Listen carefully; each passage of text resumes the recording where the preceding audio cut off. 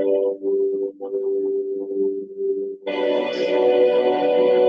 waves, drought, tornadoes, hurricanes, floods, blizzards, bitter cold.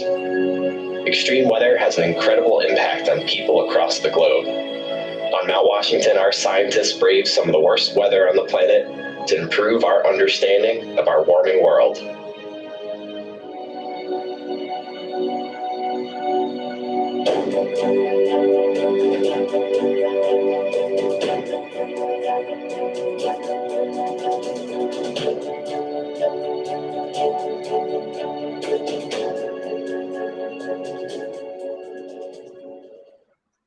Hello, everyone, and welcome to our virtual classroom.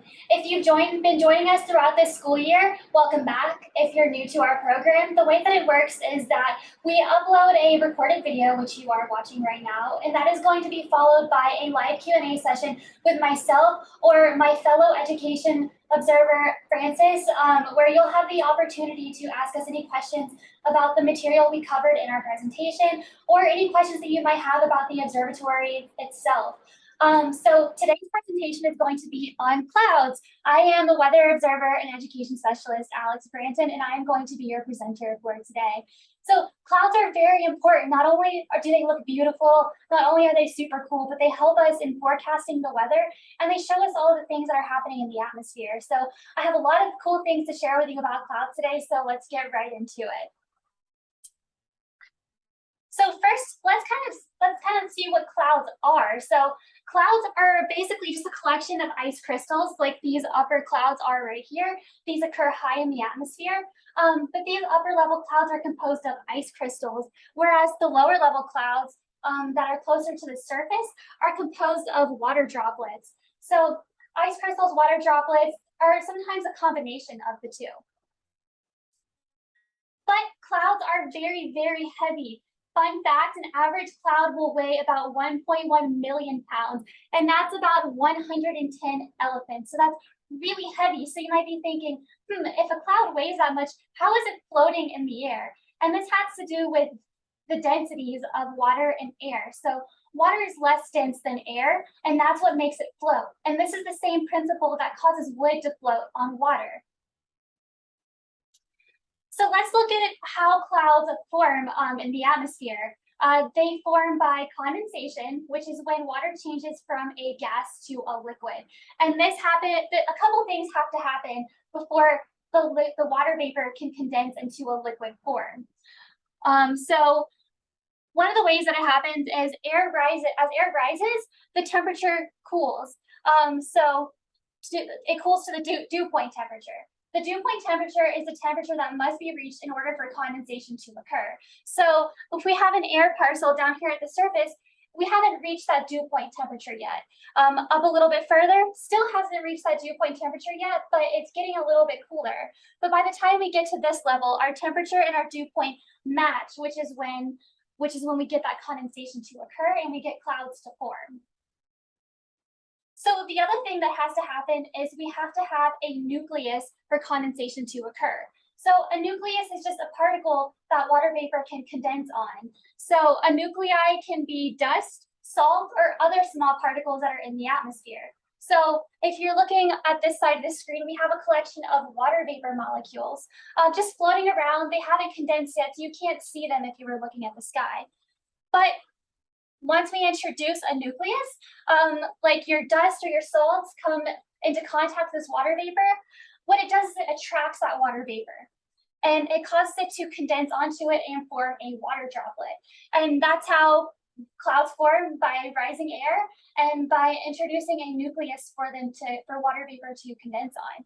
So let's look at what happens when water droplets get too big, if they grow too big in size. And I have a cool video of some water droplets going through the atmosphere. So let's move forward a little bit. So see this large water droplet falling through the atmosphere. So this is what we would call rain, because it's too big and it's falling through the sky. But look at all of these smaller water droplets around it. They're not falling as fast, or they might not even be falling at all. But as soon as that rain droplet comes into contact with them, they kind of converge, they merge into one droplet, and it gets heavier and heavier and eventually falls to the surface as rain. So this is a really cool video, super slow motion and really zoomed into those water droplets because they are pretty small. Okay, let's move on to our cloud types. So we have 4 main cloud types that exist in the atmosphere. So these are some idealized pictures. Obviously in the real world, they might not look exactly like this, and I'll show you what some real world examples look like, but these are our core 4 main cloud types. We have cumulus clouds over here, stratus clouds, cirrus clouds, and nimbus clouds, and I'll get further into these cloud types here in a second. So cumulus clouds are the types that are probably the easiest to identify. They're most common types that you probably will see on a day-to-day basis in the atmosphere. They are puffy and tall, meaning that they are taller than they are wide. They kind of resemble cotton balls, and the bases are closer to the ground. And these are the clouds that if you're kind of looking at the sky, you might be able to identify various shapes or fun shapes in the clouds. The next cloud type we have are stratus clouds. These clouds are flat, so like the last clouds, cumulus, they're tall and puffy. Stratus clouds are flat and they appear like a blanket on the atmosphere. They are very low in the sky and sometimes they might even touch the surface. And when this happens, we call it fog.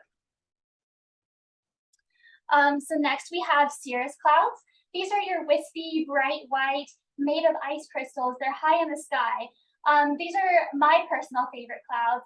They just look really pretty, like someone just painted, like swiped a paintbrush in the sky. And then next we have nimbus clouds, and these are any clouds with rain or snow coming out of them. They are dark gray and they usually are low in the sky. So if you're familiar with the observatory, you might know that we have a cat and his name is Nimbus, and we named him after the cloud type because of his gray color. So those are our 4 main types of clouds, but there are many more clouds based on those 4, and they're classified by height. So we have our low clouds. These are our stratus and our cumulus, like I was talking about earlier. Our middle clouds are our altostratus and our altocumulus, and our high clouds are our cirrostratus, cirrus. There's lots of different cloud types. Just like there's lots of different types of dogs, there's lots of different types of clouds. And then you can see the cumulonimbus cloud on this side, which I'll explain a little bit soon. It kind of covers all the levels, but for the most part, our clouds can be classified by low, middle, or high. So this is a chart of many, many more different types of clouds, and this is actually a chart that we as weather observers use when we go outside and look at what clouds are in the sky. So there's lots and lots of different types, and I encourage you to look into all these different types of clouds and kind of what their descriptions are. So let's talk a little bit about some special clouds. The most significant, probably the easiest type of cloud to identify is a cumulonimbus cloud. And these are our thunderstorms. They're very, very tall cumulus clouds that extend really high up into the atmosphere. And they have strong winds, rain, and lightning.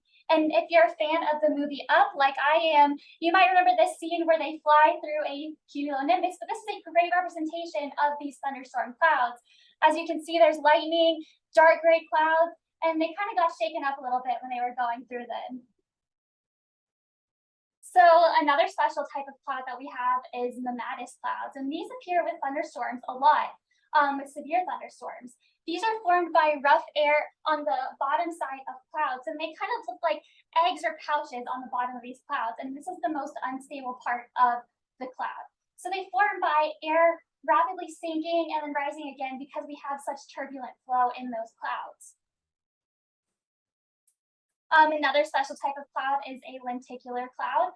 These clouds look smooth and stationary, and they occur in mountainous areas. So here on Mount Washington, we see them a lot. And they can look like stacks of pancakes, like we like to call them. And let's see, they are formed by mountain waves. So I'm going to talk a little bit about mountain waves here, draw y'all a picture. So we have our mountainous area, and then So when we have winds that are going over the mountains like this, let's say our winds are coming from this direction. When these winds approach the mountain, they get sent up and over the top like this, and they come back down and form waves, just like in the ocean. So we have our air flowing over the mountains, and they create these types of wave formations. Now, lenticular clouds are going to form at the tops of these waves, like this. So mountain waves are what creates those lenticular clouds, those smooth lens-shaped clouds. And I'll show you again, like they look here. So another type of special clouds are Kelvin-Helmholtz clouds. And these look like breaking waves in the ocean. They're formed by faster winds above the cloud as opposed to slower winds on the bottom of the cloud. So they're formed in a kind of similar way as lenticular clouds, but you can see they look very, very different. So clouds are super cool, they look really pretty, but what are the importance of clouds? They tell us a lot of different things about what's going on in the atmosphere, and they can actually help us forecast the weather. So when we see cumulus clouds, we know that air is rising, and we can expect some thunderstorms maybe if the daytime heating continues. So there's a saying, morning mountains, afternoon fountains. So what that means is if you see cumulus clouds in the morning, you can probably expect some thunderstorms towards the end of the day. Over here we have our cirrus clouds, and these can indicate a chance of rain coming in the next day, and that's because we have warmer air moving in over the top of colder air, and that can form rain in the coming days or so. Lenticular clouds, like I was just explaining a second ago, can form mountain waves, and this is really, really important because this can be dangerous for airplanes. So if airplanes get caught in that wave motion, like I just drew for you, then it could cause a really, really bumpy flight. Stratus clouds, we can kind of expect some high humidity associated with these clouds, and maybe some rain showers throughout the day. So that was a lot of information. So let's kind of go back and look at our main ideas from the clouds presentation today. So clouds are made up of lots and lots of water droplets or ice crystals, and clouds are can weigh about 1.1 million pounds. So they're really, really, really heavy, but they stay suspended in the atmosphere because they're less dense than the air around it. Clouds are formed by condensation. As air rises, that air cools and can condense into clouds if there's a nucleus for water droplets to condense on, like dust or salts. We have 4 core cloud types, and those are our cumulus, stratus, cirrus, and nimbus clouds. And lastly, clouds can show us a lot of what's going on in the atmosphere and can help us forecast the weather. So clouds are really, really cool, and clouds are actually the reason why I decided to become a meteorologist, because I just was always looking at clouds, looking at the sky. So yeah, so that is all that I have for this presentation. For more virtual classrooms and to register for the Q&A session for this presentation, be sure to visit our virtual classroom website. And make sure to submit some questions ahead of time when registering for that Zoom live session, or email education@mountwashington.org. Thank you guys so much for joining me for my presentation today, and I hope to see you in our live session.